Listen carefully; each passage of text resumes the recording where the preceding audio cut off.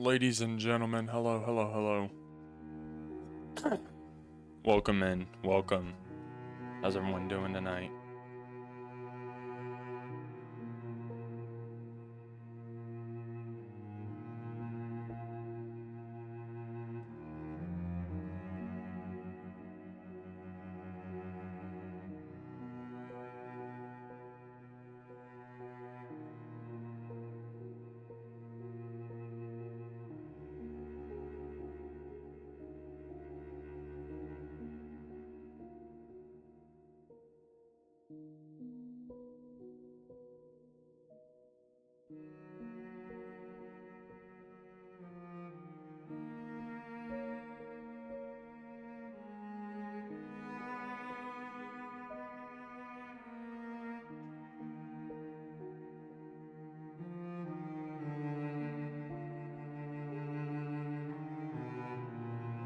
Hello, everyone.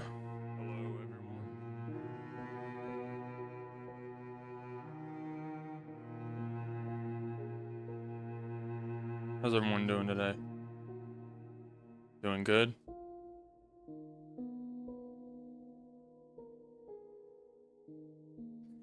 We don't have a suit today. That's okay. So the reason we don't have a suit is because I'm in the middle of dry cleaning it, so gotta do with what we got. But I promised you guys every single Saturday I would do a reading. I am 20 minutes late, but got some things I had to take care of. We're good now.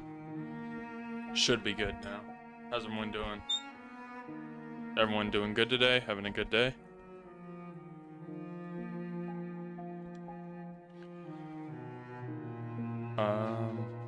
Let's also add this in there. True.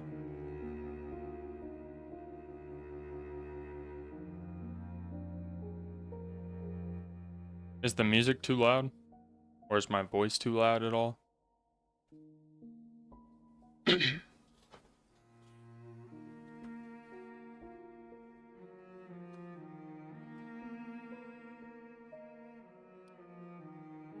Perfect. Alright, I'm gonna do a few more things. Hi Murphy, hello. Yeah, I'm doing great. No suit today. I explained earlier, but I need to actually get it washed. Well, it's at the dry cleaner, so it's getting washed and whatnot. Let me do a few more setups and then we'll get right into it.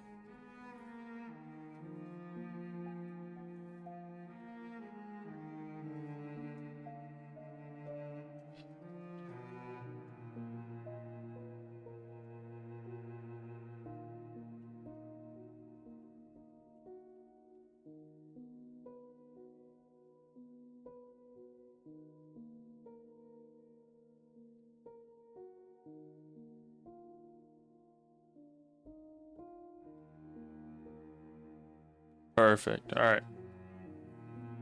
Everyone's good to go. I'm good to go. Let's go ahead and get into it. We're on chapter 15. We last left off with crazy sexual innuendos that happened between Riot and Blakely is his chosen one now. So we're gonna go ahead and get into it. 1 second. My hair's too long. Alright. I thought I'd be able to take off my glasses, but I can't.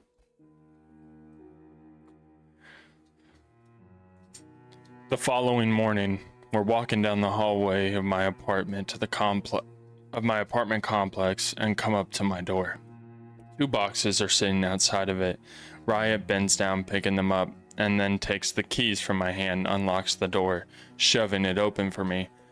What's in those boxes? I ask, entering. Curtains, he answers, locking it after he closes it. Curtains?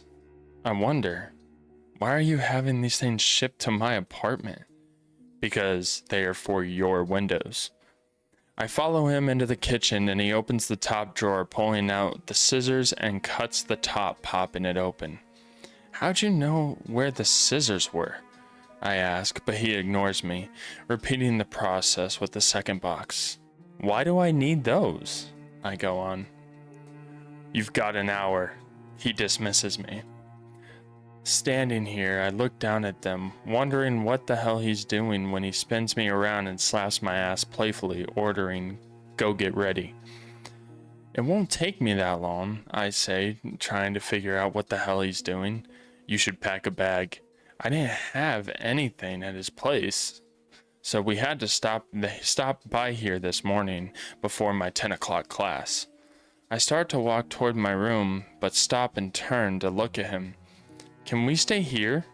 He stops fucking with the damn curtains and looks up at me, brows scrunching. Here? He repeats. I nod. Yeah, the house is crowded, and Matt is there. Can we stay here? At least sometimes? Or is that against a rule? I have no clue what they are and aren't allowed to do. Matt would never tell me shit. Though, I thought it was because he was trying to protect me. But now, I think it's because what he was hiding from me. No, it's not against any rules, he answers. I smile at his honesty, but notice he doesn't answer my first question. Go get ready. He returns his attention to my new curtains, making me roll my eyes. I throw on some makeup, foundation, mascara, and blush. Then I brush my hair before running a straightener over the ends to try to calm it down quickly, since I fell asleep with it wet last night, and then slip it on a black tank top and a skirt. It resembles a tennis skirt with a wide waistband and pleats. The fabric is light and soft. I lean over the countertop and apply red lipstick and call it good. I walk into my bedroom to find him standing in front of my window. Sorry, guys. I walk into my bedroom and find him standing in front of my window, admiring the black curtains that now hang from my window. He must have hung them while I was in the bathroom. I'm ready. He looks over his shoulder at me and then turns his entire body around, placing his hands on his hips. His eyes start at my chest and slowly run down to my heels, hardening to a darker green. Change, he orders. I laugh at that and walk into the kitchen. I'm going to grab a drink really quick, then we can go. Bending over to the fridge, I pick up a bottle of water, straighten. Hello, thank you for the follow. Thank you, I appreciate it. Where was I? I laugh at that and walk into the kitchen. I'm going to grab a drink really quick, then we can go. Bending over into the fridge, I pick up a bottle of water. Straightening, I turn and shut it. Okay, I call out, but he's standing right there making me jump. Jesus, Riot. He grips my hair and yanks me forward. I cry out, dropping my water, shoving me down. He bends me at the waist and drags me back to the bedroom, tossing me onto the bed face down. I go to get up, but he grabs my hands and yanks them behind my back. Riot, I gasp his name. When he sits on my thighs, pinning me down, knowing exactly where this is going, he brings my arm parallel against my back, holding them with one hand, his fingers digging into my skin. Then I hear him removing his belt with his free hand. It wraps around my forearms a few times. Then he fastens it, securing them in place. Jesus Christ. My face is pushed into the comforter, smearing what little makeup I have just applied. He gets up off my thighs and slaps them. He put my ass in the air. Oh. Put your ass in the air, he commands to me. I close my eyes, my heart hammering, still from him dragging me in here. Wiggling the best I can, I get up onto my knees and spread them as wide as I can. knowing what he wants. My entire body hurts from last night. My calves burn from the position I was in when he left me there all night. My shoulders hurt from being pulled across my body. My back is sore from how he was stretched over his footboard. I have bruises on my hips and my feet from my heels. But my pussy, it's pulsing, begging to be touched. Fucked. It hurts in the best way, and I hope it stays like this. A reminder of what he does to me. I flinch when his hands touch my thighs. He runs them up my ass under my skirt before he flips the soft material up and onto my back. Hooking his fingers into my underwear, he takes his time, slowly running them up and down the inside of the material, his knuckles barely grazing my pussy. I suck in a shaky breath when he pulls them to the side, exposing myself to him.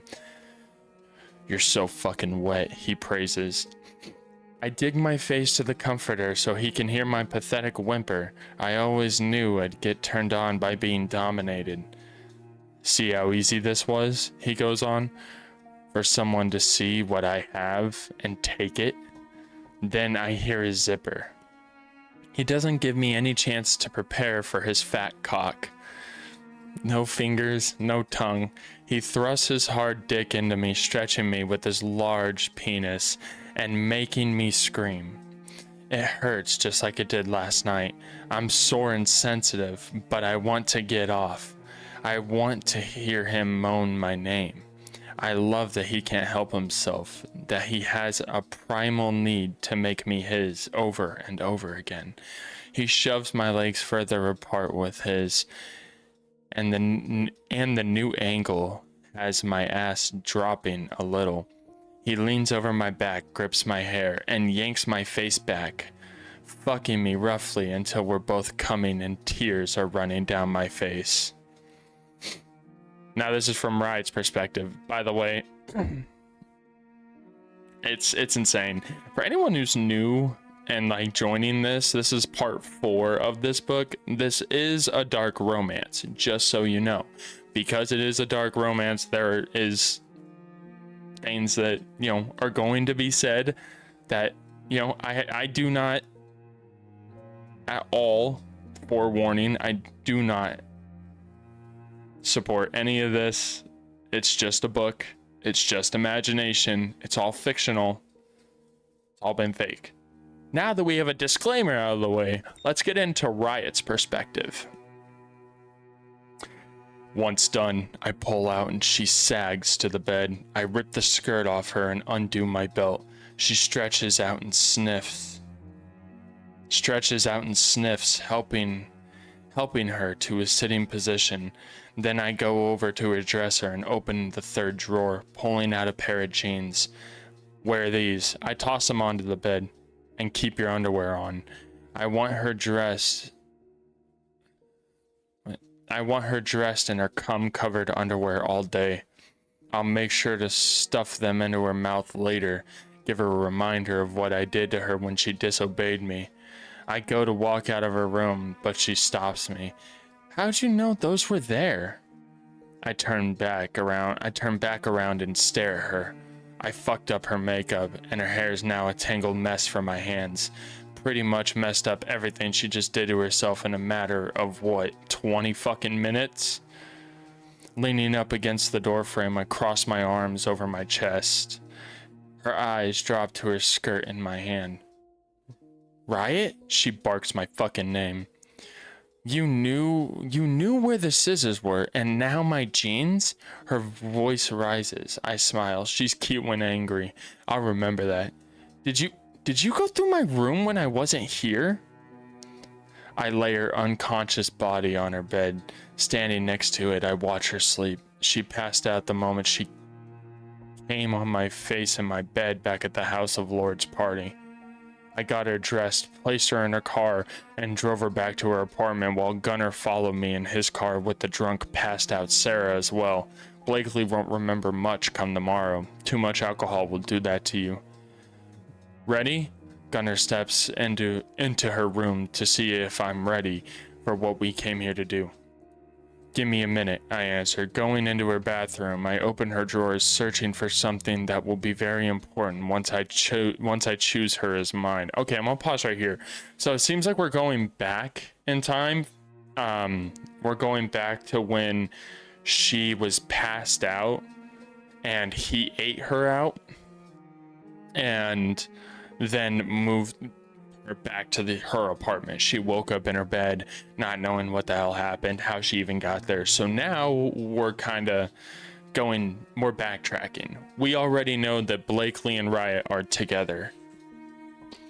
Just wanted to give context to people who don't remember. Where was I? One second, I'm gonna get a drink of water.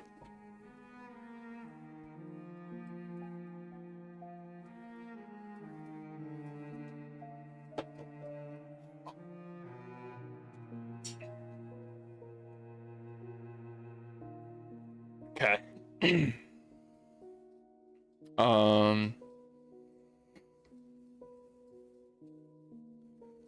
Crouching down, I opened the bottom cabinets under her sink and see her hair products along with curling irons. Standing, I open the drawer next to her sink. Aha! I pull out... Oh, sorry, it's more slow, so it's like, aha. I pull out the light pink container, popping it open, see birth control, and make sure she's on the correct day. Just because she has it doesn't mean she uses it. And clearly she is using it. Just what I wanted to know. Now that I know that she's a virgin, I want to make sure I don't have to use a condom. The last thing I need is to get her pregnant. Putting it back where I found it, I exit her room and walk into the living room. I pull her cell, keys, and ID out of my back pocket, dump the stuff onto the countertop in the kitchen. I'm ready. I hold out my hand to Gunnar while he removes Sarah's things from his. No. Oh, okay, so that, and then now we're going to the next paragraph where it's like, did you go through my room when I wasn't here?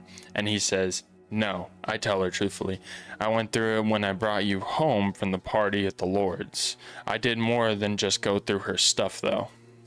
Her eyes drop to the floor and her brows scrunch. Last night you said you'd show me what you did to me when I drank that stuff. Her eyes snap back up to mine. Did you place cameras in here that night too? Yes. She'll never find them. Gunnar and I were prepared to do our homework that night. We were here for well over 2 hours. How many? How many? She demands, getting to her feet, but she wobbles on shaky legs from my cock being in her pussy. She kicks her heels off for better stability. Just enough. Riot, she storms toward me. You have no right. I reach out, grab her neck, and slam her into the wall next door. I put my face in hers and our noses practically touch. She lets out a shaky breath. As much as I'm loving this little attitude of yours, her pretty blue eyes narrow to slits on mine. We have somewhere to be. Get dressed, fix yourself up, and let's go. With that, I let go of her and walk into the kitchen, leaving her to get ready. I open the drawer next to the sink, grab a lighter, and hold it to her skirt. Lighting it up, then dropping it into the sink. It was too short and with easy access. She thought I was fucking joking when I told her to change. I wasn't. She's going to learn really quick that I don't joke about shit, and I have no problem proving that to her. Just like the curtains. I got them because I once sat in my car and jacked off to her walking around naked in her room and taking a shower. I'm not going to allow another man to do the same, so I had to add some protection for her. She's fanning the smoke when she enters the open living room kitchen area.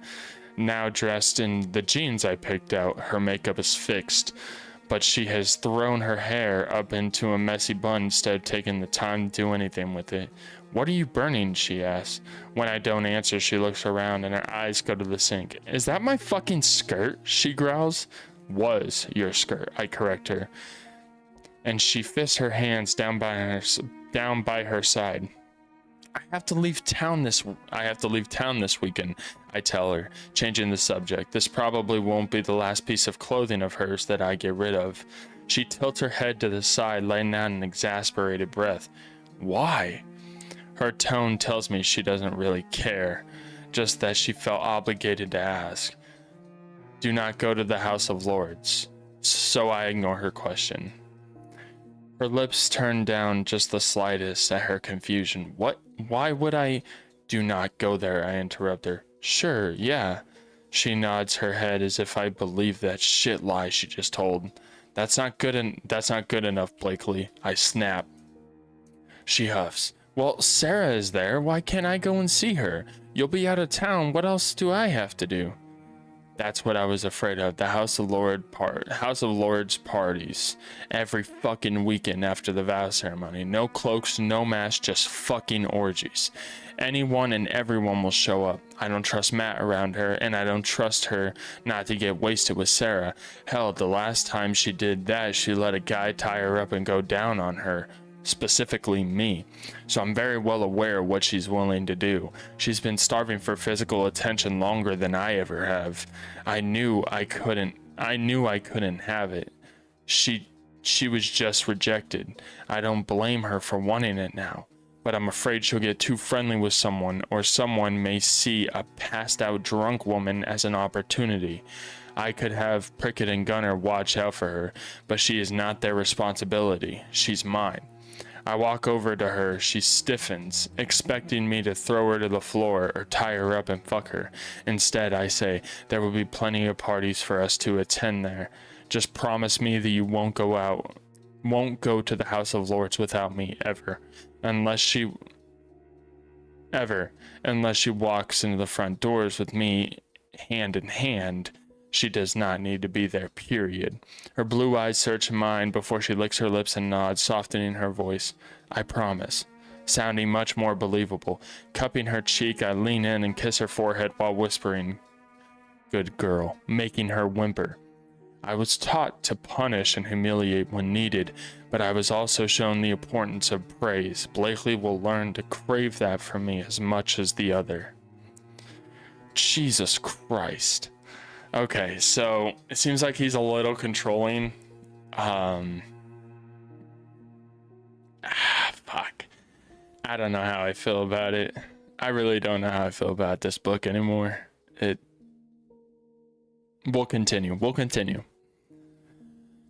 Now this is from Blakely's perspective in chapter 16.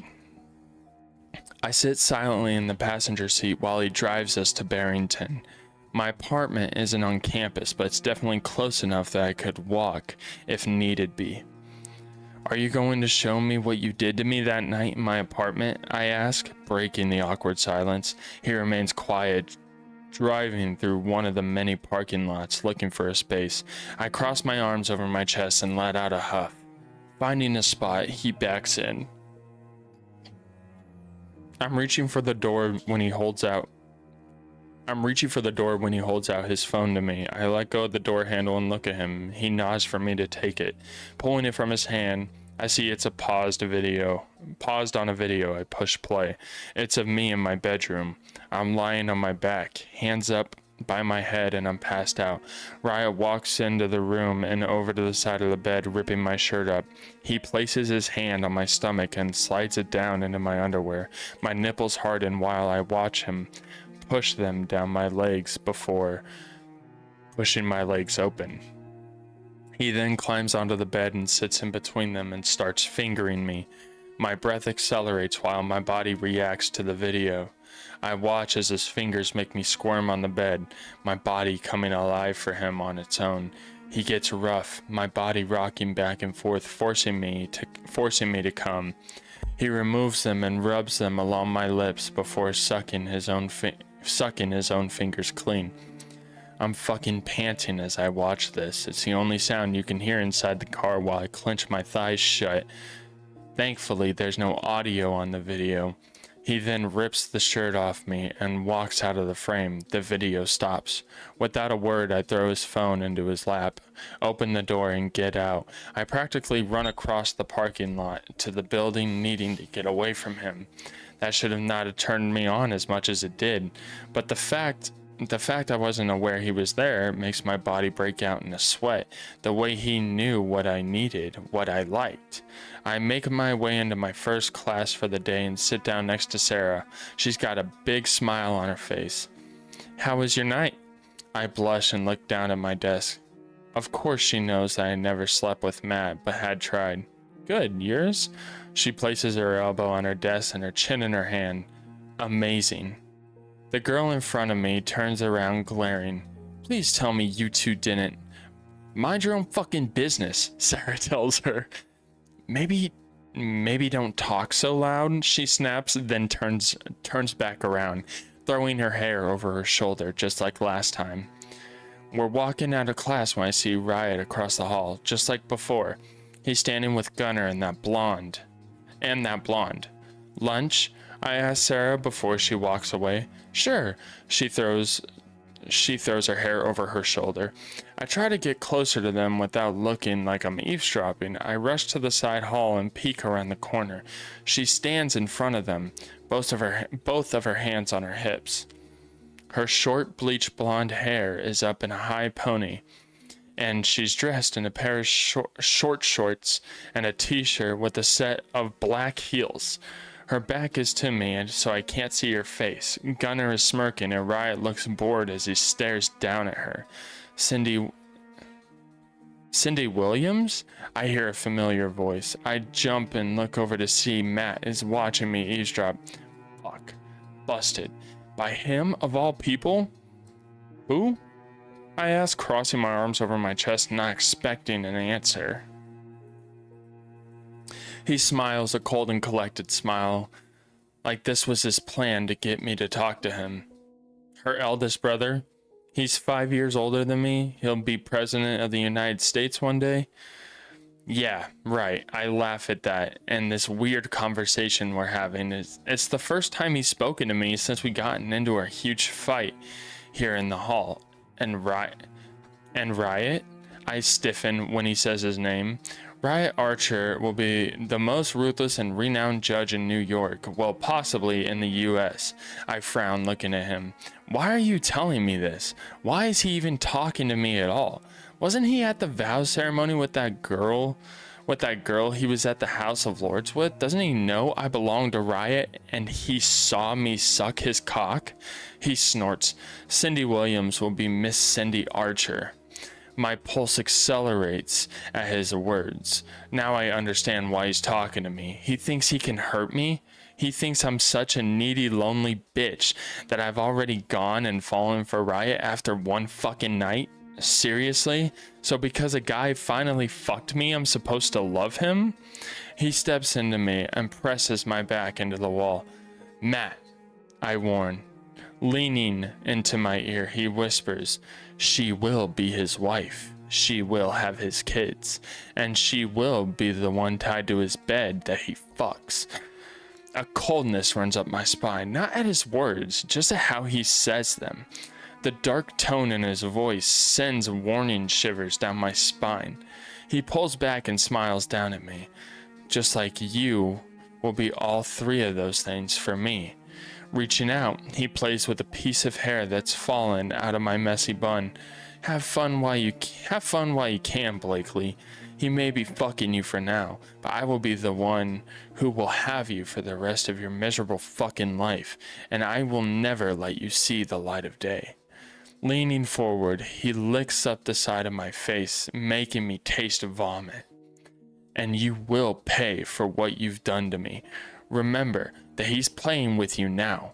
I will own you till death do us part, and that won't come fast enough for you. His eyes drop to the hickeys that Riot left on my neck, then the bruises on my arms and wrists. You may be his slut, but you will be my worthless whore. Then he walks off. Matt the fucking rapist talking to Blakely like that is insane, and I think Riot is gonna find out and Riot's gonna kick his fucking ass. I don't know if any of you guys feel that way, but I'm pretty fucking sure Riot is going to beat the fuck out of him for that. And now we get to Riot's perspective and what they're talking about, what she's eavesdropping on. This is Cindy who's speaking, and she says this in a bitchy voice. Why didn't you choose me? Cindy asks with her hands on her hip. I know my name was on that list. She snaps at me. I say nothing. Not every girl gets chosen. We have 15 seniors this year and hundreds of women's names on the list. That's why some lords choose to have more than one. The list of women willing to be chosen is a mile long. Gunnar laughs at her words. Why the fuck would he pick you as his chosen? Why the fuck would he pick you as his chosen?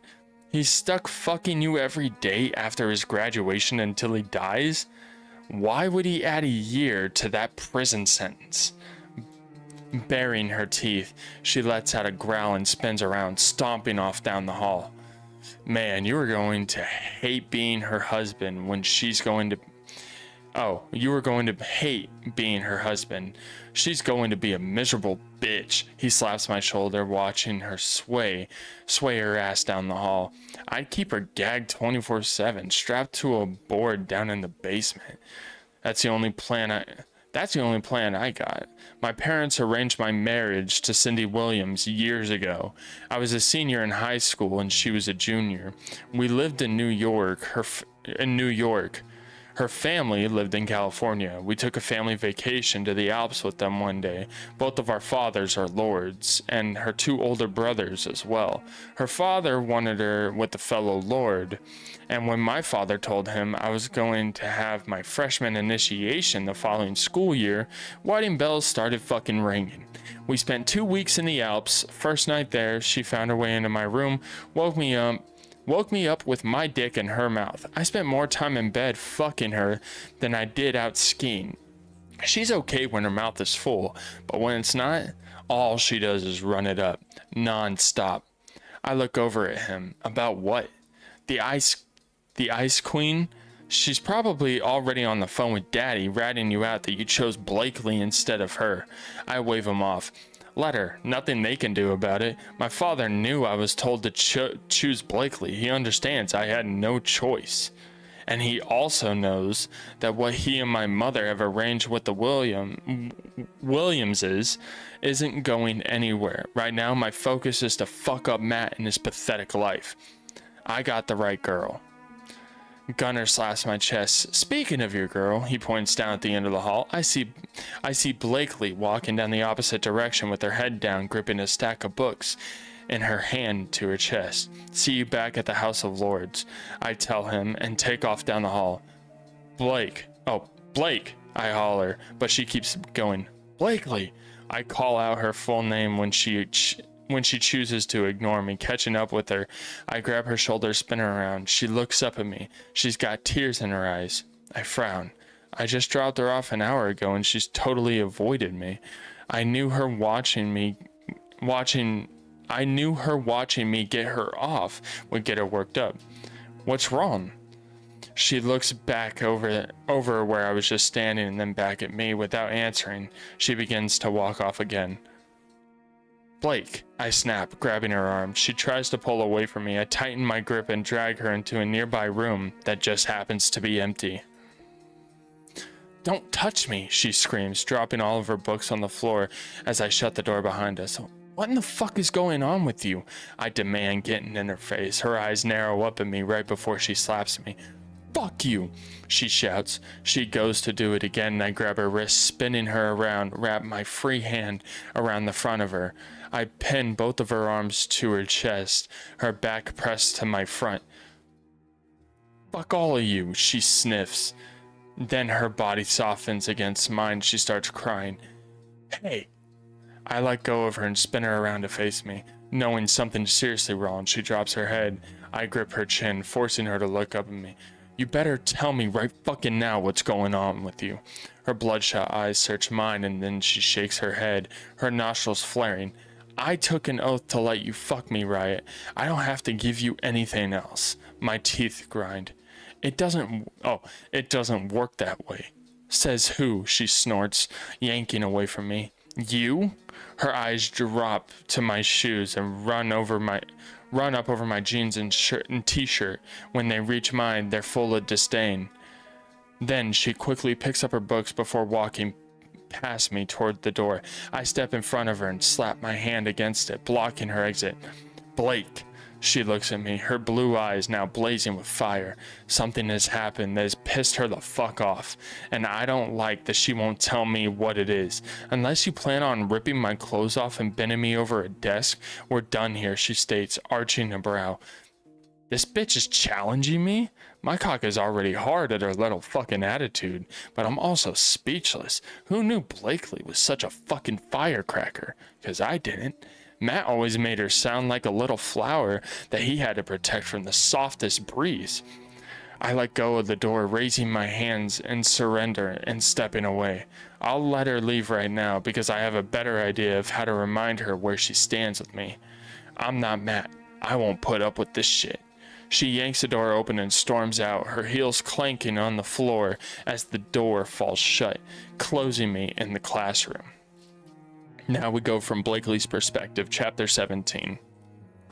I sit at the kitchen bar in our apartment drinking a rum and coke. It's my third. I skipped the rest of my classes today. Didn't give a shit to be there. Matt got to me. He was right. It doesn't matter who I fuck today, tomorrow, or next week. The end will still be the same.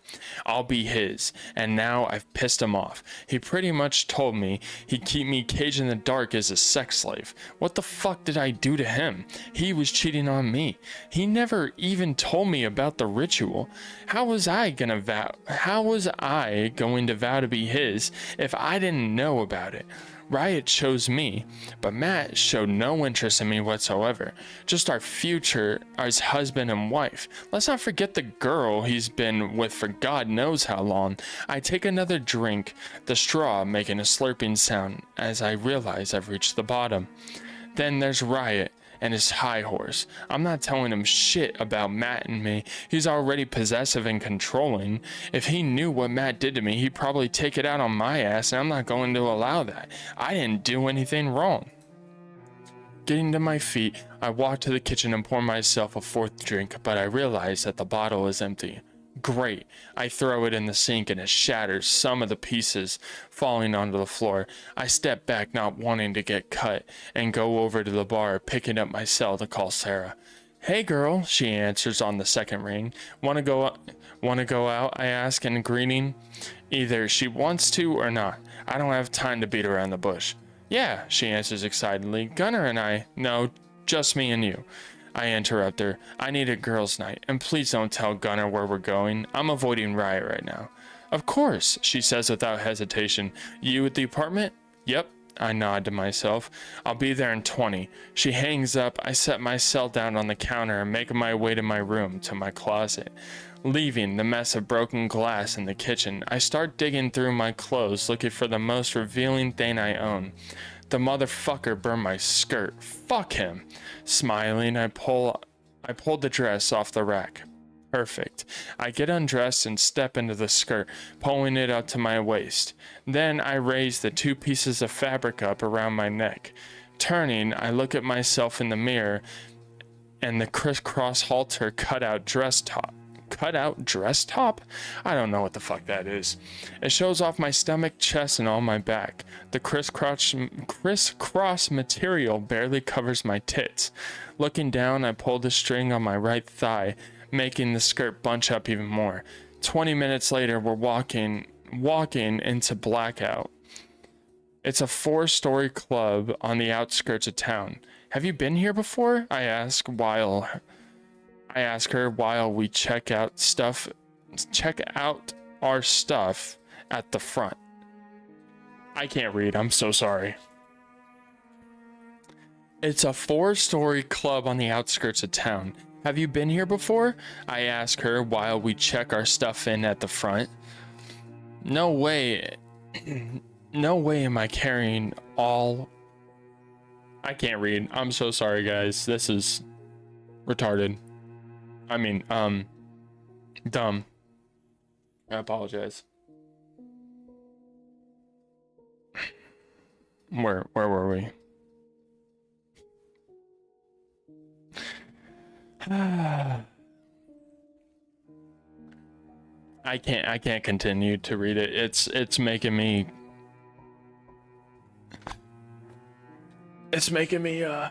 freak out because of what's going on and where the story's going. My brain's everywhere. I'm also tired.